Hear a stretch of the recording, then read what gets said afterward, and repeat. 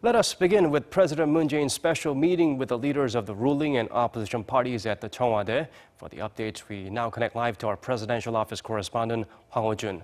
Hojun, what have you got for us at this point?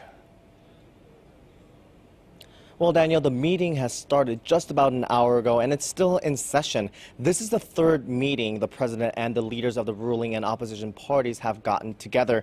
And as you said, leaders of the four political parties are here with the president. That is the ruling Democratic Party's Jung-mi, the People's Party's Cheol-soo, the Bareun Party's acting leader and floor leader Joo Ho-young, and the Justice Party's Jung-mi. And as you know, one key figure is a no-show, the leader of the main opposition Liberty Korea Party, Joon-pyo, who rejected the presidential office's invitation to the dinner meeting. Definitely not an ideal situation. The biggest voice of the opposition, not present, not being a team player at this point. What are they focusing on, Hojun, as far as we know during the meetings?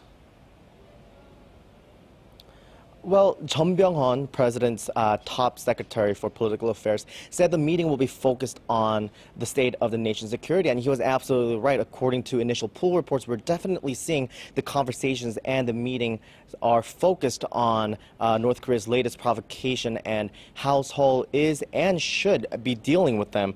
In the short time since President Moon took office last May, the administration had to deal with a number of provocations by Pyongyang, 11 in total, including a nuclear test and a missile launch earlier this month. And the meeting was proposed by President Moon soon after his return to South Korea from New York, where he made his debut at the 72nd UN General Assembly.